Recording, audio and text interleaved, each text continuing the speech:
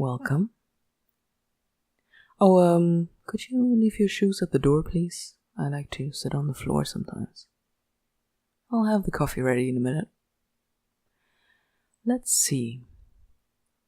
I want to talk to you about something that is so important. I'm afraid I won't match the magnitude of the subject with my words. It's not a realization of my own as usual. At least, I don't remember if I had that thought first or if someone else told me about it. Anyway, let's come up with a little backstory for my life to illustrate this important idea. I'll promise. I make my point at the end there. So, let's go back to when I was 9. My family moved, which meant for me that I would live in a new school district and would have to switch schools. Now, I wasn't exactly the happy, confident, child bursting with cuteness that would have made new friends easily, but I was in class with her.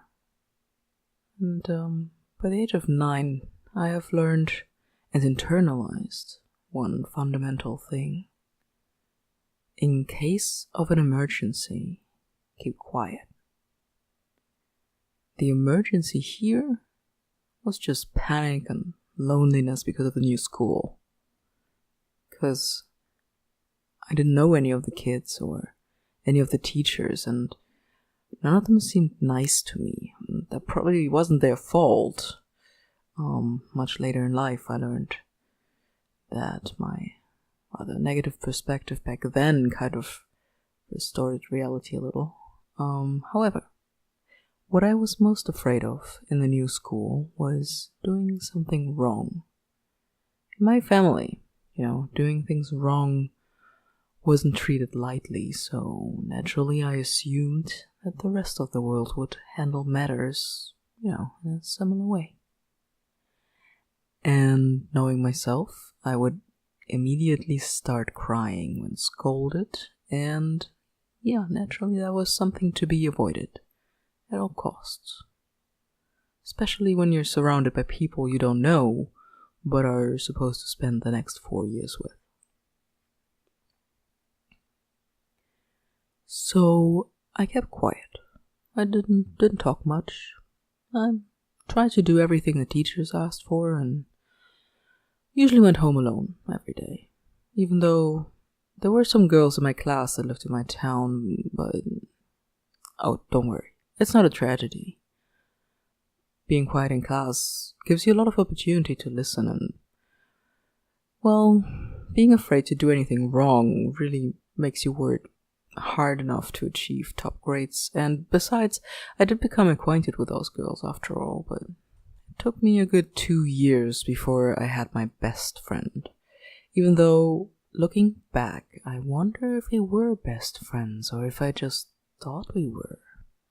Anyway, talking to her, I discovered two truths of life. One is that there are people you will only be around in good times. I call them good weather friends.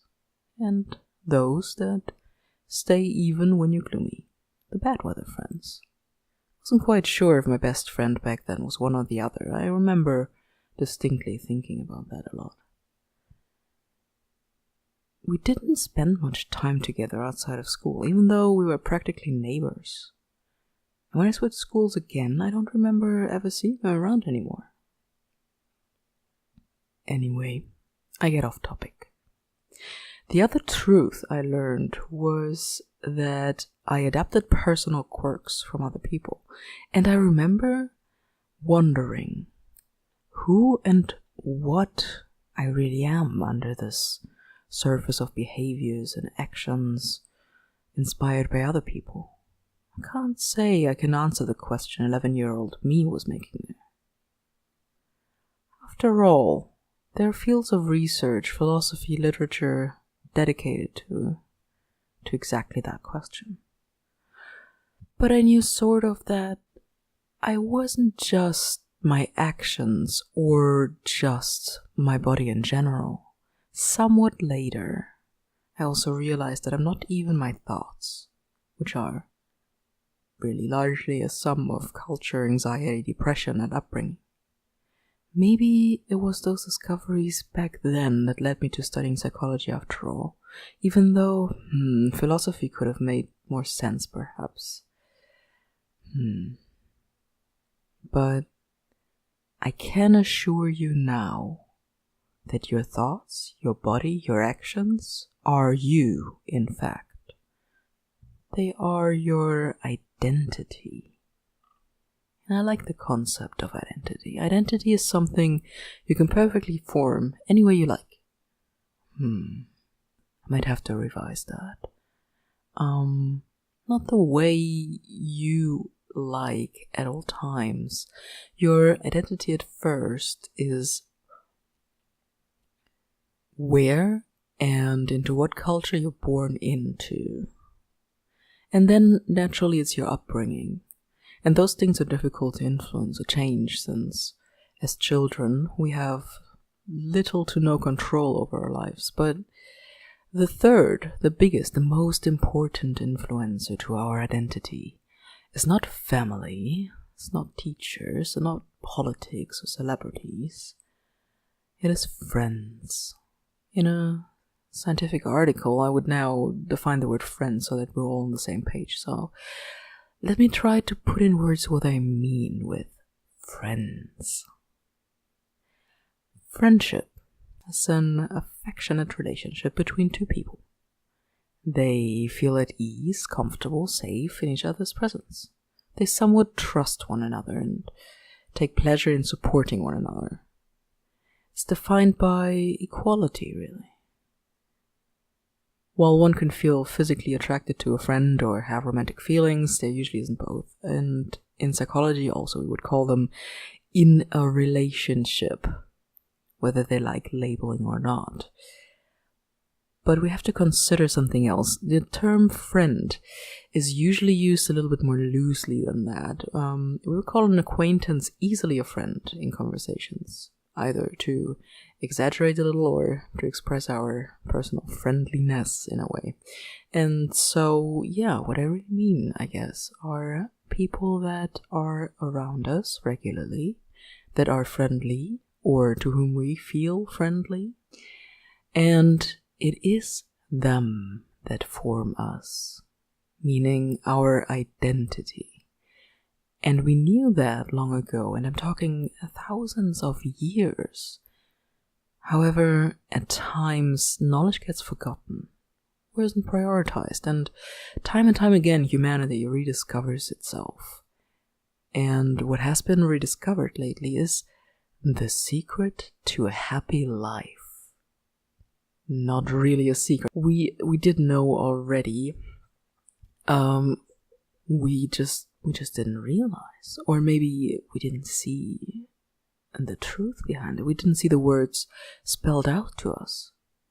And again, it is about friends and their role in our lives.